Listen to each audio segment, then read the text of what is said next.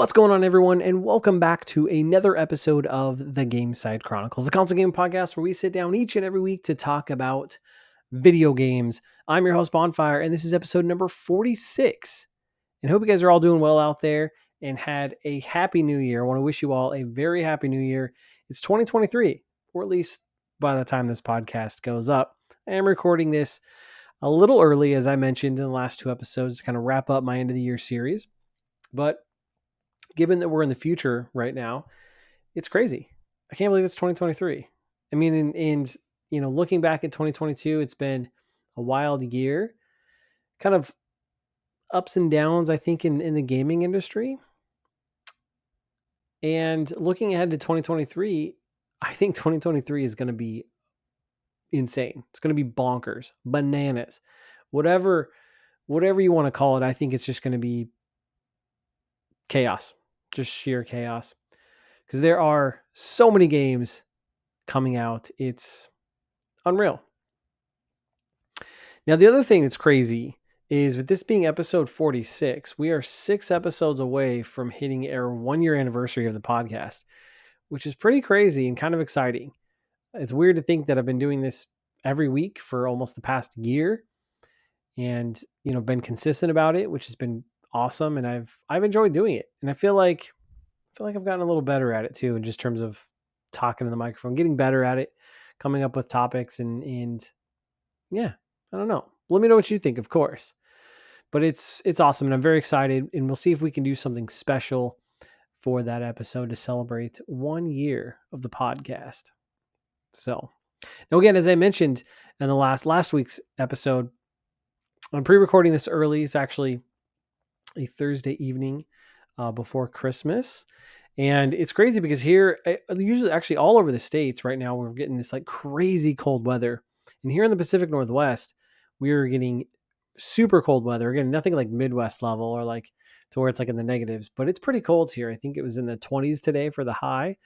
And it's just now starting to do like freezing rain. So we're going to have like a sheet of ice when we wake up in the morning, which is crazy. I was hoping for snow. I would have much rather had snow. Thinking, well, you can go play in it, and I'd be able to take my son out there, which would be so much fun.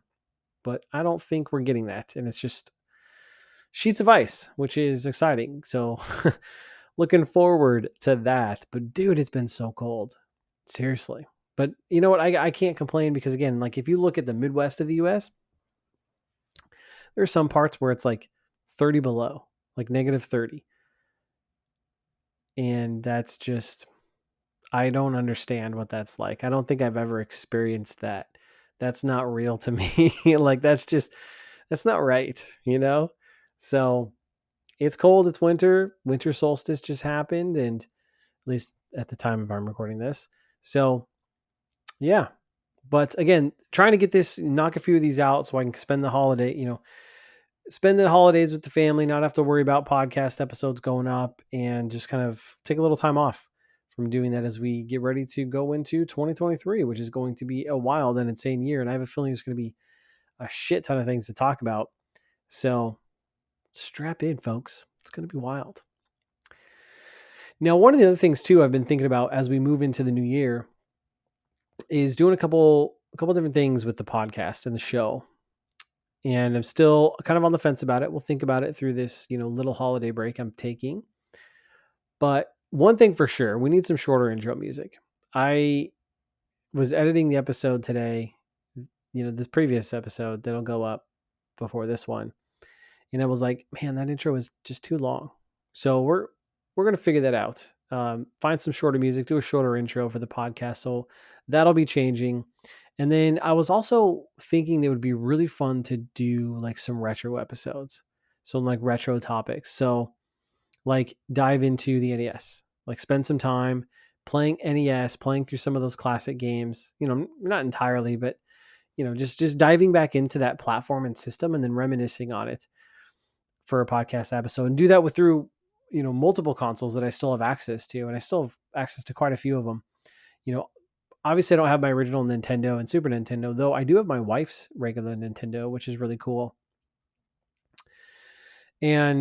But I do have the NES Classic, the SNES Classic. I have the Sega Genesis class, like the mini that they did. I also have the PlayStation Mini, like the original PS1 Mini. Pretty sure I still have my PS2, though I don't think I have many PS2 games. Obviously, I have my PS3, my 360, Xbox One, PS4. Those. I have my Wii still. I got my Wii U, and I got my 3DS, PSP. Though my battery blew up on my PSP, which is a pretty common problem. It should still work plugged in, and my Vita, of course. So I've got quite a few consoles and games that I think would be fun just to, maybe dedicate a few episodes to just diving back into some of these retro consoles and just talk about them and some of the games and some of my favorite games and memories from those. And of course, hear from you guys as we reminisce. So might be doing that. So just a couple of things I've been thinking about. And of course, you're part of this too. So if you have any feedback for the show, have any ideas for the show, different segments, write into the show. You can hit me up on Twitter. You can leave comments down on YouTube or Rumble. That would be awesome. I'd love to hear from you guys. Your input is super valuable and a big part of what I am trying to do here. So please share your thoughts, comments, concerns, thoughts, and ideas. Please write them in. Now, for those of you new to the show, remember the best way to help the show is to leave us a nice rating on the podcast platform you're listening on. It'd be awesome also if you could go subscribe to our YouTube channel, youtube.com/Gamecite. Check us out there. The video episodes, which you're watching here, go up on YouTube as well as Rumble, which is a pretty cool platform. So all the videos go up on YouTube and Rumble. So find me over there, subscribe, and follow me on Twitter at Gamecite Podcast if you want to interact with me over there. And remember to catch new episodes of the show each and every week, Mondays, 9 a.m. Pacific Standard Time. Now, for this week's show, as I mentioned, actually, I don't think I mentioned this. I'm getting ahead of myself. I did mention we're continuing our end of the year series. So this is the last episode of our end of the year series where we took a look at 2022, talked about best games I should have played and best games I did play, also announcing my game of the year. And now we're moving into 2023. Let's take a look ahead. And I'm going to share, I've put together a list of my top 10 most anticipated games for 2023. And like I said, there's a lot to get to. So that's what we'll be diving into today. And I anticipate this will probably be a little bit shorter episode since that's really all that we're doing. But before we get into that, of course, we got to talk about the games that we're playing. Now, again, I want to reinforce, I want to bring you guys into the show. You're a part of this as well. So write in, let me know what games you've been playing down in the comments below so we can talk about it on next week's episode. As for me, well, given that I'm pre-recording, I really haven't had much time to play additionally. So again, I'm still playing Callisto Protocol. And I've played an additional hour or so. It's still good. I'm still enjoying it. So I'm looking forward to wrapping that up here over the next couple of days as I've got some time off for the holidays. And then I plan to jump into, I'm kind of mixed because as I mentioned last week's episode, there's a couple games that really caught my eye. So Chained Echoes, which is that new kind of JRPG that just dropped. It's on Game Pass, as well as all the other platforms. That looks really, really cool. And I kind of want to check that out. Also, there was a game, kind of an action RPG that dropped, Sword of the Vagrant. Very beautiful looking game, like painted art style and stuff. That looks really cool. Kind of want to jump into that or at least try it out on the PlayStation. I did pick it up on the PS4. And then, of course, I also kind of want to get back to Cyberpunk because I want to finish my playthrough of that because I really enjoyed my time with it. It's a really great game. So, quite a few games. The other game that's kind of sitting in the back of my mind after the VGAs is Death Stranding. Still never played the first one. So that's definitely kind of the back of my mind where I was like, I should probably play through that sooner than later. So we'll see. But lots to report on to as we take a holiday break, get some gaming in, maybe pick up some additional games for a new episode of Recent Pickups. So we'll see. So stay tuned for that.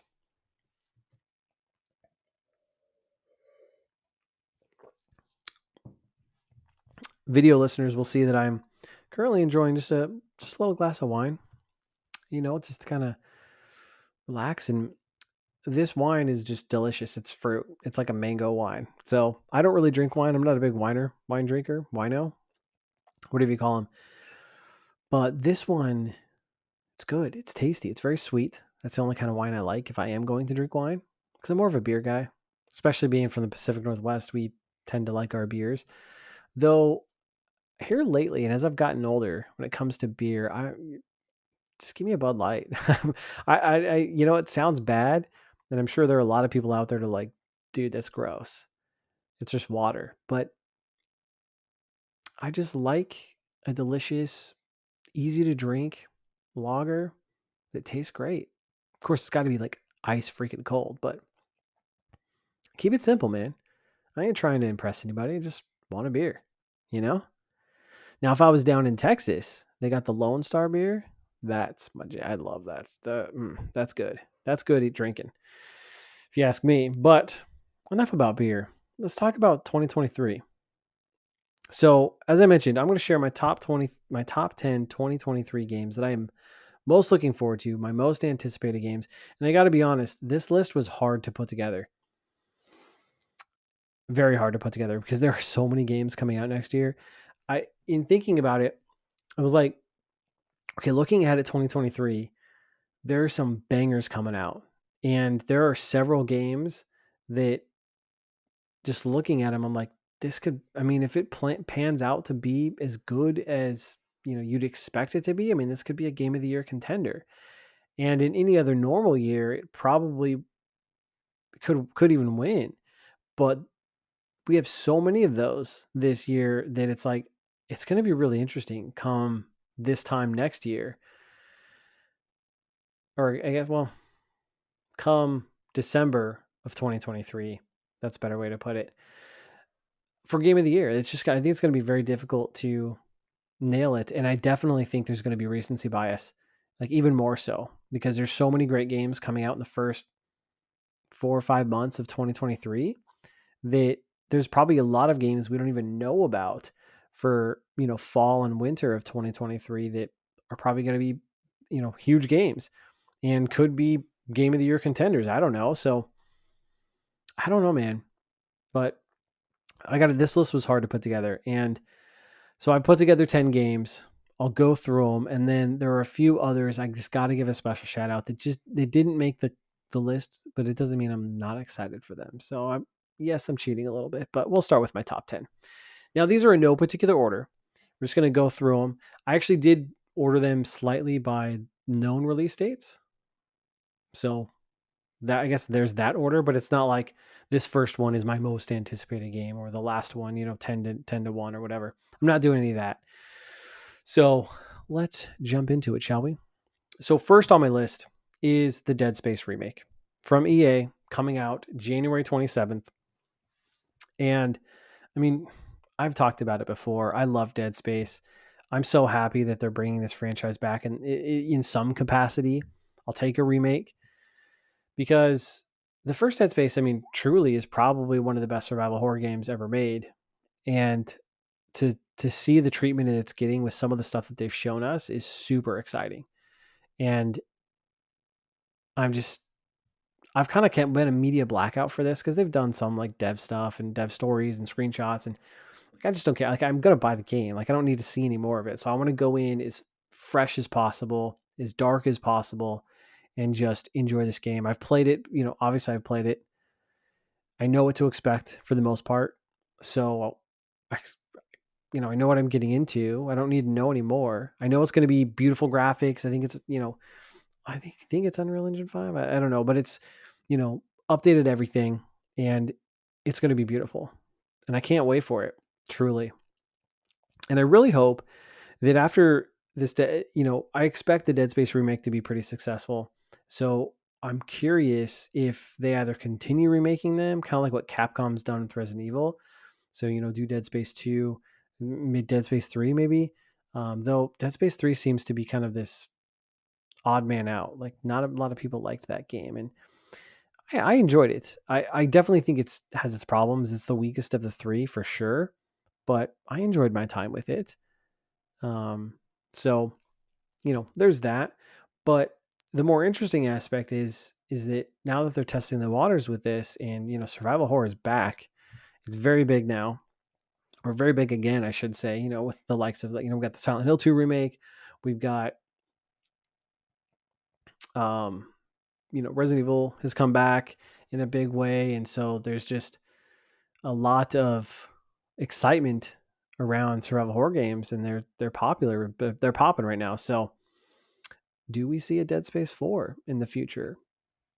I don't know, but that would be really awesome to see that. So, Dead Space remake, I'm very very excited for it. I can't wait to jump into it. I I have high expectations. I don't expect to be let down on this one. For better or worse, I guess, going into this game. And one of the things, it's way too expensive, but it's a really cool idea, is I think through limited run, they're doing a collector's edition, like a physical collector's edition of this, where it comes with like the Dead Space, like Isaac's helmet. That's awesome. That's freaking dope. And thinking back, actually, I think it was Dead Space 2, or maybe it was the first Dead Space. The collector's edition had the plasma cutter gun, the main gun in the game. Let me look this up real quick. Dead Space collector's edition. Let me go 360.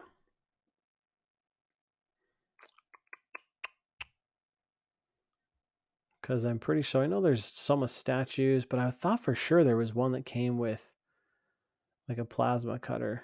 Yeah, here's a picture. Like a little mini plasma cutter. So I think it was the Dead Space 2, I think is what it was. Dead Space 2. So let me try that. That came with a plasma gun. And man, I wish I would have got it back in the day. Because that's just cool. Yeah, there it is. Just like a little replica plasma gun. That's dope. So either way, Dead Space remake, making the list. I am stoked for this game. Next up on my list is Hogwarts Legacy. This comes out February 10th, and I'm not a big Harry Potter guy. Like I've seen the movies, never read the books. Like I wasn't one of those, obsessed Harry Potter folk that just like are just overly obsessed with it. I wasn't one of those kids, but I enjoyed the movies. My wife I think likes it more than I do, but it's not something I've ever just been super into. But the way they're making this game and the idea of kind of living out the fantasy of Harry Potter, going to the school, going to the classes, learning about magic, and then kind of going off on these, little adventures like Harry Potter did in the movies, and kind of exploring some of the lore of Harry, the wizarding world of Harry Potter, and all of that stuff just seems fascinating to me. And having it presented in a video game format just gels with me. It really intrigues me. And from what we've seen of this game, I think they've done a couple of additional gameplay videos. I haven't watched anything recently, but from what we've seen, like in that when did that state of play earlier, that earlier this year, that deep dive, that was that's all I needed to see. I thought it looked awesome. And I think each time they've shown this game, it looks more polished, better graphics, and I think the game just looks better and better. So I'm very much looking forward to this game when it comes out. I'm curious to see how well it sells. I know Harry Potter is obviously a big name.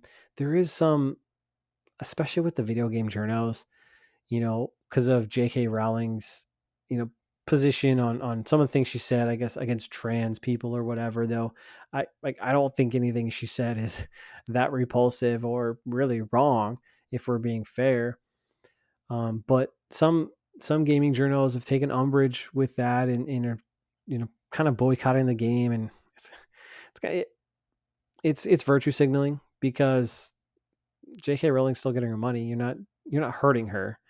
Really, what you'd be doing is hurting the studio and all the folks that put a lot of time, effort, blood, sweat, tears into this game, and for reasons to get virtue signal points, you're going to boycott it. It just seems stupid, in my opinion. So there is kind of that controversy going on, but I'm just curious how it sells and how well it's going to review, because the studio that's making it, what's their name? Hogwarts Legacy. I forget the studio's name. Hogwarts Legacy Studio. Avalanche. Okay. Avalanche Software. And I think they're the guys that did Mad Max. Let's see. Oh, maybe not. No, I'm thinking of something else. So they've done a lot of the Disney Infinity games and some Disney games. So that's what they were focusing on. And so to see them go from that to this, big open world, or I believe it's open world, RPG with the Harry Potter license, that's a big task. And so I'm curious if they're up to it.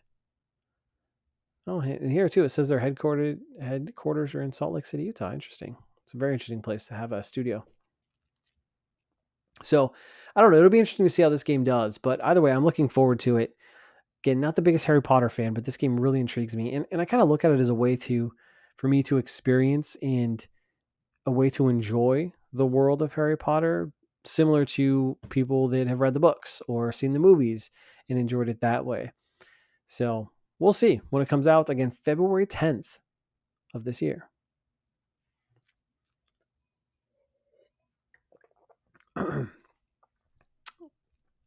After that, my next game is Star Wars Jedi Survivor. And this is the sequel to Star Wars Jedi Fallen Order. This comes out March 17th. And actually recently at the VGAs, they showed off a little bit of gameplay, a little bit about the characters and stuff like that. And I'm excited for it. The first game, I played it a little later than I would have liked. I didn't play it right when it came out, but when I did play through it and I started it up, it immediately captured me. I love the Souls-like inspiration in this game. I think it works really well. The combat felt great. The force powers were fun to use. I liked exploring the worlds and kind of the way the Jedi lore, I liked the story and the way that was incorporated. And it was just an awesome game. And I loved, again, some of the references, the places you go, and it was just so much fun. There was a little bit of backtracking in that game, which, I'm not the biggest fan of always, but it wasn't bad by any means in this game. But overall, that package was a fantastic game. And so to see what they could do with the sequel, I think is really exciting. One of the things I actually read today, or at least I think I saw it somewhere online about this game, is that there's more combat techniques that they're adding in there. So obviously you got your lightsaber, you got the dual lightsabers, the dual wield lightsabers, but also you got a blaster now. And so you can kind of use your lightsaber and a blaster, which is interesting. And so that might be pretty cool to incorporate that as a new combat style to try out. And then I think they've also incorporated like some AI companions that you can control and do stuff with. So we'll see how that goes. I think one of the big things I'm interested in is the story for this game. And they've showcased that character that's in the Bacta tank. Like, who is that guy? Because what they showed off at the Game Awards, like we finally got to see him and hear him talk. But I don't know who the hell that guy is. Like, I want to know. Obviously, I think he's some sort of Jedi, but like, who is he and how does he play a role in this story for the sequel? So I don't know. I think this game is going to be awesome. It's so cool to see. 2 out of 3 of these games are EA games, but it's so cool to see that EA and Respawn have found success not only with the Star Wars franchise, but a good single player game. Because again, for a while, man, EA was all multiplayer, just focused on that, and that works to a certain degree. But single player games are not dead by any means, and a lot of people enjoy them, look forward to them. So it's good to see them find success in this space because that means we can get more of them, and those are the games that I like. So I like to see that. Moving on my list here at number 4, which works out perfectly, it's Resident Evil 4 Remake. So another remake. This game comes out on March 24th. And again, I think I've mentioned this on the podcast before, but a confession, I have never played Resident Evil 4. I have it on PS4. Actually, I bought it. So I would like to play through the original before the remake comes out. We'll see if time allows for that. But I've heard nothing but good things about Resident Evil 4. And from what we've seen them do in the remakes with Resident Evil 2, Resident Evil 3, though 3 wasn't nearly as good as 2. Obviously 2 is the shining star in there. And then their more recent games, Resident Evil 7 and 8, like not only is Resident Evil thriving, but they're doing some really good things over there and really treating that franchise with care and love and making some damn good games with it. So it's really exciting to see what they can do with Resident Evil 4. And I know some people are concerned about this remake losing the campiness of the original, which would certainly be a bummer because there's definitely some campiness in Resident Evil that is kind of the charm of the game, if you will. You're actually not the game, but the franchise. It's something that's charming about it. So hopefully they can maintain that and don't kind of self-censor to a certain degree. So I guess that's one of the things we'll wait and see when it comes out. But it looks good from what we've seen. I think they've showed off a couple different trailers that they've shown off. I haven't watched all of them, but from what I've seen, like I've seen enough. Like I'm gonna get the game. I'm sold. I don't need to see more of it, but it looks good, and I'm just excited to experience this game again. I definitely need to play the original to kind of have that baseline experience.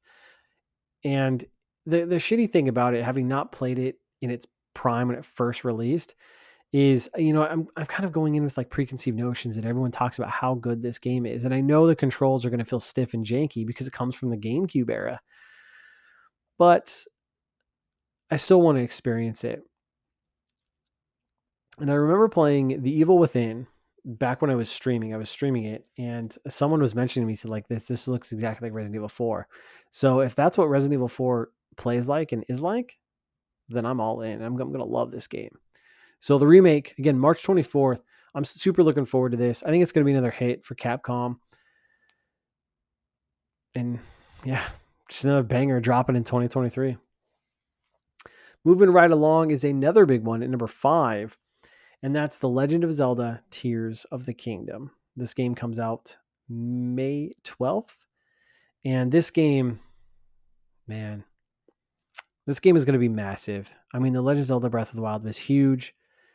I think it's the highest selling Switch game still to this date. I want to say it had like almost 40 million copies or something like that, which is just insane amount of copies. And so this game has a lot to live up to, but I have all the confidence in the world that Nintendo will live up to that and really deliver a stellar game. Part of me though, I hold the Breath of the Wild in such high regard because I played it at launch. I got my Switch, played it right away, and I could not put it down. Like every day, like I was playing this game. I put well over 100 hours into that game in my playthrough. I loved exploring that world, like every inch of it. And just, oh man, there's so many cool things about that game. Similar to like Elden Ring in the sense that it's a very talkable game. That's not the right term, but hopefully you know what I mean. In that you can talk to other people that are playing it and you guys are going to experience totally different things or find different things in the game. And that's fun. That's what's exciting about it. It's very sociable in that sense. And it's special. It truly is something special. And because that I hold that game in such high regard and because it is so special, one, I don't ever really want to go back and play it because I don't kind of taint my view of that game. Though I don't know that it actually would, but you know how sometimes you go back and you play a game that's very nostalgic or you hold in high regard and then it's kind of like maybe this game wasn't as good.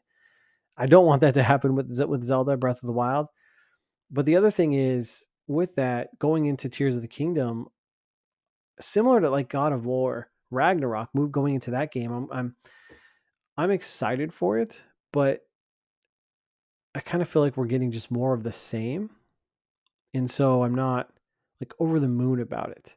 Now, it's still on my top 10 most anticipated games because I know this game is going to be huge and I'm going to jump into it day one for sure. But I just kind of have that feeling about it. Again, it's the first game is so successful. The second game, we kind of know what to expect, but there still is this like, there's quite a bit of mystery around it, like with the Cloud Kingdoms and some of the moves and what's going on with Link's hand. And I don't know.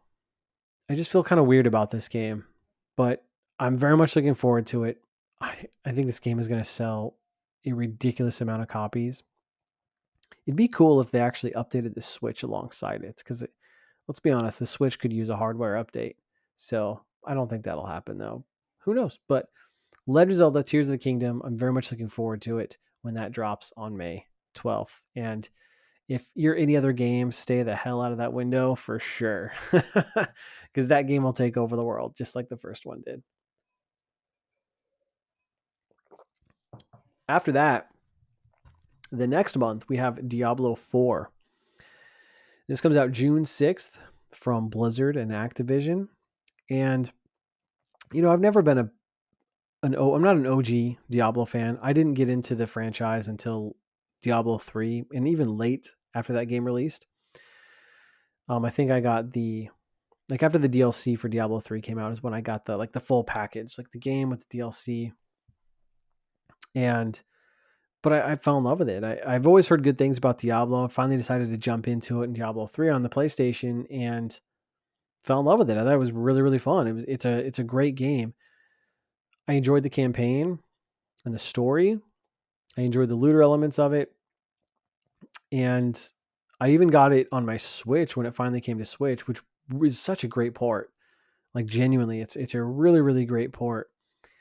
It was really fun to play on Switch too. I started like another playthrough, and I was actually trying to play through some of the seasonal content because I've never done that. And I know that's huge, especially on the PC space. But it was a lot of fun. And so going into Diablo 4, not only do I have that excitement from Diablo 3, but kind of from what I've seen of it, kind of they're getting back to the more darkness about it. Definitely a little bit more mature, I think.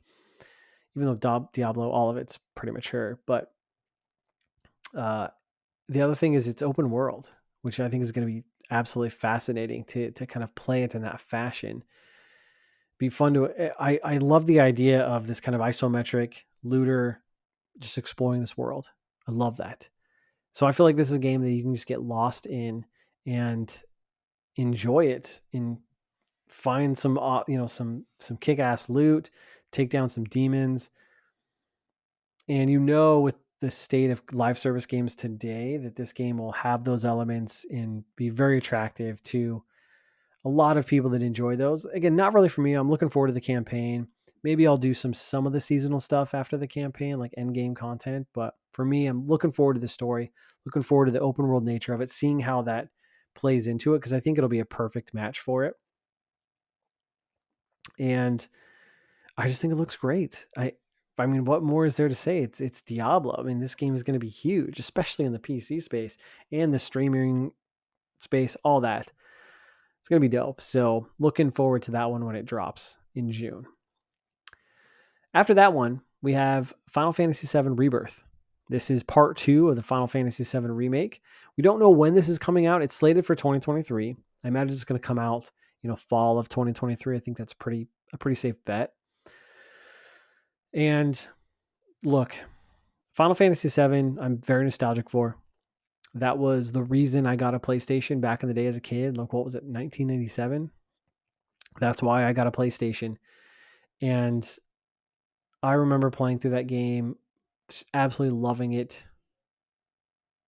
And, once they were talked about doing the remake, it was in development for a long time. I think it was in development hell.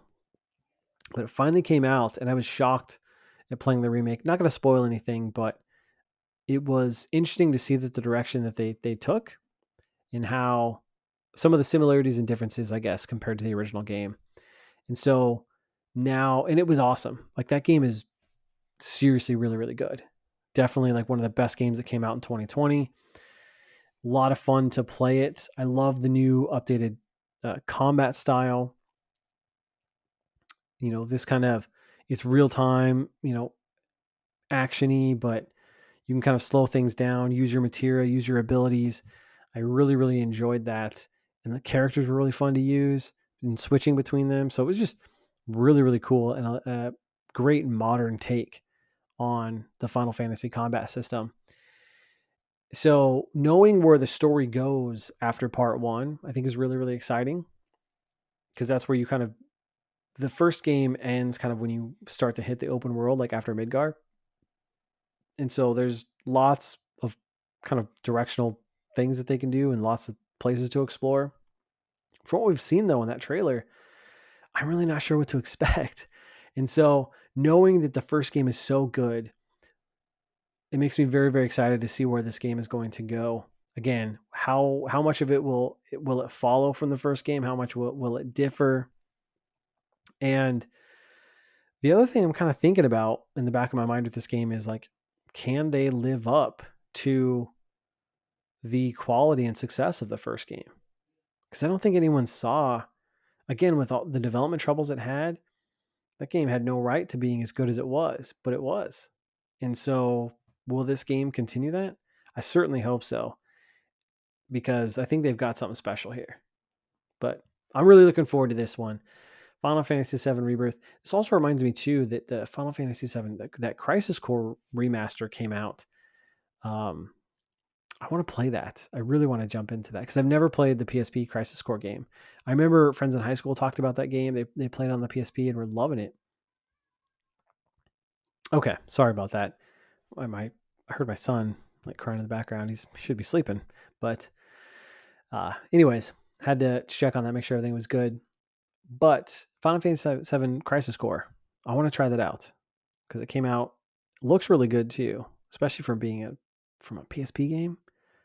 Yeah, so hopefully I can jump into that at some point, before Final Fantasy VII Rebirth, because I think there's going to be a lot of ties with that in the way they're going with the remake. So we shall see. After that is a game I've talked about many, many times, and my high excitement for this game. That's Redfall. And again, we don't have a concrete release date for this. Theoretically, if Xbox holds their word from their summer showcase, this should be coming out within the first half of 2023. And it's from Arcane Studios, which I've talked about before. I really enjoy those games. I think I've like every single one of their games that they've done. My least favorite being Prey, but it's still a very good game. And I'm excited to see what they do here in this space. I'm not excited about the co-op elements of it because I probably won't play that. I'm a single player guy, so I'll play it by myself. But I like the premise of this game. It's kind of dark, almost a little scary. You're hunting vampires. You've got these different characters with different abilities. I believe it's this open world you get to explore, and I love that.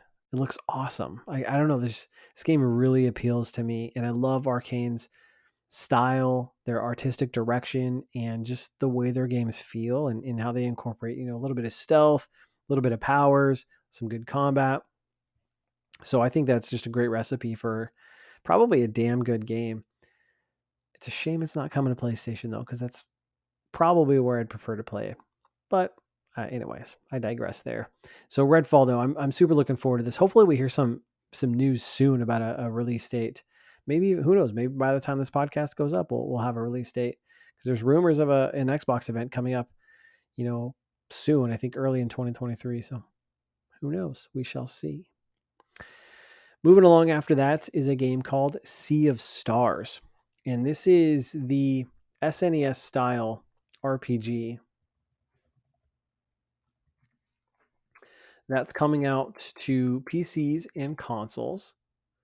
It's done by Sabotage Studio, and I guess is a prequel to The Messenger. So this is the same studio that did The Messenger, and it's touted as a retro-inspired turn-based RPG. It's gotten a lot of Chrono Trigger vibes to it, from aesthetic, combat looking. It's a beautiful looking game.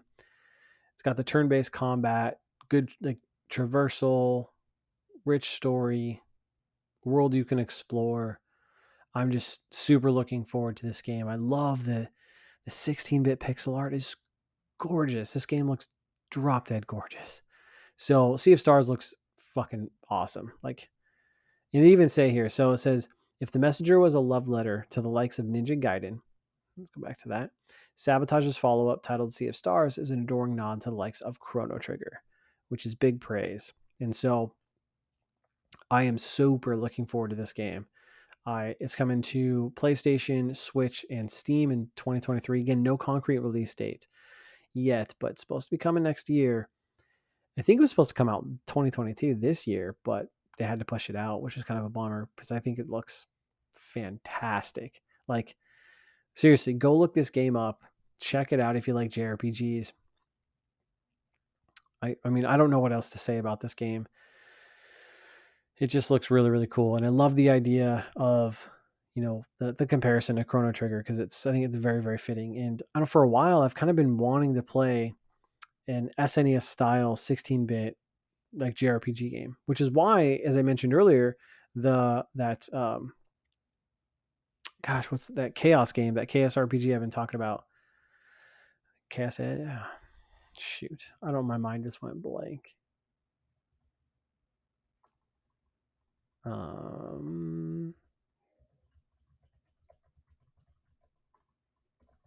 Let's see.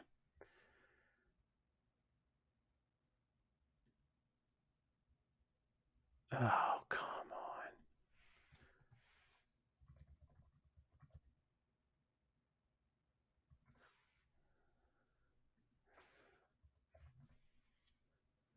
on. Where is it?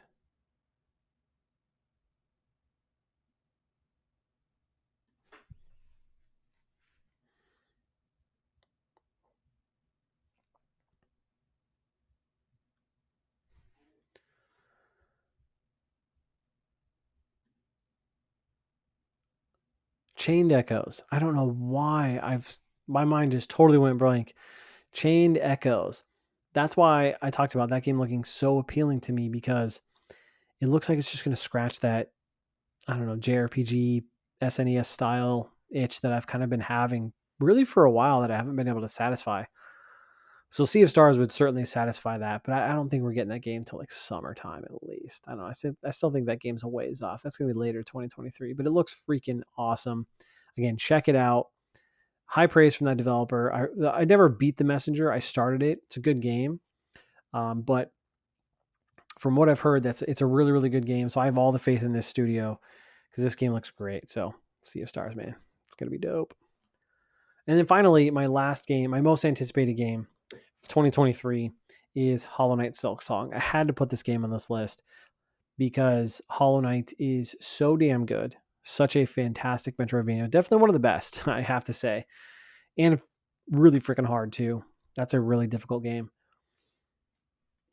And knowing that we're getting the follow-up Silksong with that character, everything I've seen looks awesome. The art style is gorgeous.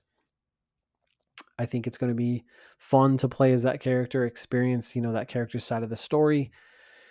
And it's interesting because if I'm not mistaken, the Silksong started out as a DLC for Hollow Knight, but then they just kept going and it getting bigger and bigger and then decided to make it its own release, which is really, really exciting, but they've taken it forever on this game. It's funny because every Nintendo Direct, everyone's been like, where's Silksong? Where's Silksong? And I'm one of those people too. I'm like, where's Silksong? And then I think they finally gave an update. I think it was on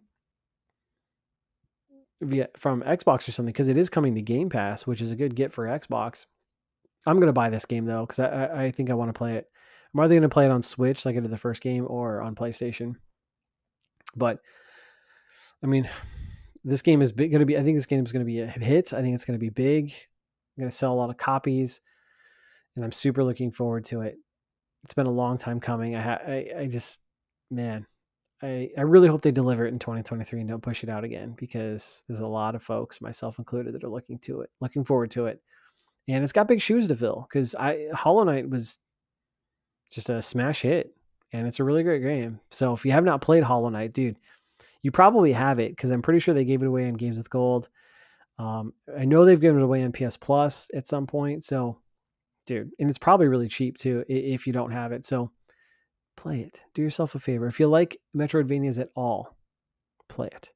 Or there's Souls elements in this game too. Again, I know very cliche, but even if you like those types of games, try it. What's the worst that could happen? So those are my top 10 most anticipated games of 2023. I do want to give a couple special shout outs to some other games that didn't make the list, but I'm still looking forward to. So I'm kind of cheating a little bit. But that is Dead Island 2, which comes out April 28th. They pushed that out from February, which is probably good because February is pretty packed, but maybe not good in the sense that hopefully not having some development problems that they're trying to squash, need more time for. But I don't know, something about this game just looks good to me. Even though I know this game has been through development hell, this game probably isn't going to be that great, but there's just something that attracts me to this game. And part of it, I think, is because I really enjoyed the first game. I'm like one of the only people that really enjoyed the first game. So we'll see about that one. Forspoken, I'm putting on here as well, coming out January 24th. Now that I've played the demo, I think it's tempered my excitement just a little bit, but I'm still very intrigued about this world and the combat. I do think there's something fun and exciting here. Just need some more time with it. But given that there's so many other games coming out, I don't think it's a game I'm going to get to right away, which is why I couldn't put it on my most anticipated games list. But I'm still looking forward to it when it does come out and getting around to it. Another game, which is kind of it's a smaller, I guess, indie title, if you will, coming to Xbox. I believe it's an Xbox exclusive called The Last Case of Benedict Fox. No release date on that one confirmed, but is slated for 2023. It was in their summer showcase. And this is, I believe, a 2D Metroidvania style game where you're a detective kind of going to solve a case, I think about your father, if I'm not mistaken. And it just looks really, really cool. I don't know. I love the art style. I love the kind of intrigue. I'm a sucker for like detective stories. So it's encapsulated me and I'm super looking forward to that one. Of course, another one that I think a lot of people are looking forward to, Lies of P, coming out sometime next year, coming day one Game Pass. So that's a nice win again for Xbox. This being the Souls-like game in Pinocchio universe is just such a cool, I don't know, hodgepodge of ideas. And from what we've seen, I think it was at Gamescom they showed this off. It looks freaking fantastic. I mean, it looks very Bloodborne-y to a certain extent. Like maybe this is the Bloodborne sequel that we were looking forward to. So I think that game's going to be pretty big when it comes out, and I definitely want to jump into it. Uh, I'd be remiss if I didn't put this game on the list, Final Fantasy 16. I think this is going to be another huge game for PlayStation.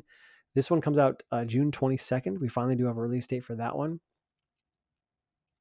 And I mean, I don't know what to expect going into this game because I haven't played any of the recent, outside of Final Fantasy VII Remake, I haven't played any of the recent Final Fantasy games. So, but I love the idea that they're going back to a fantasy setting, and the summons in this game look awesome. It's a gorgeous looking game.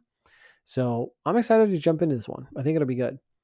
And then of course, lastly, I got to give a shout out to Spider-Man 2. It is Insomniac's come out and said, hey, this game's still on track to come out fall 2023. So we shall see.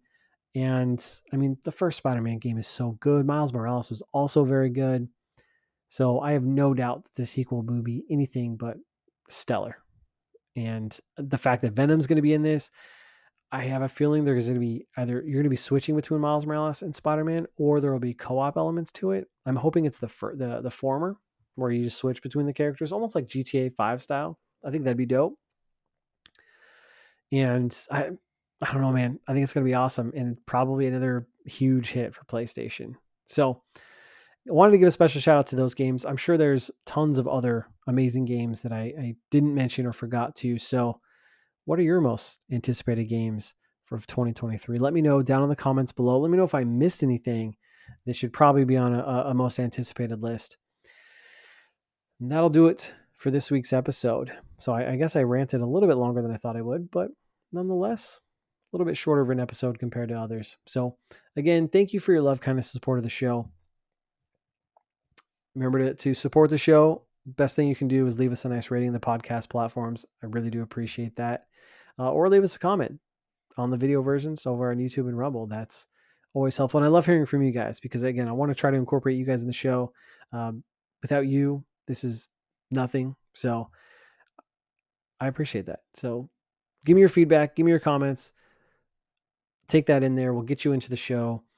Hope you guys, again, had a happy new year. We're safe, celebrated. Now that the holiday's over, it's kind of bummer because it's like back to the real world. And we got to, taxes and stuff like that. It's like, man. But anyways, I'll talk to you guys next week. So until next time, I'm Bonfire, and I will see you online.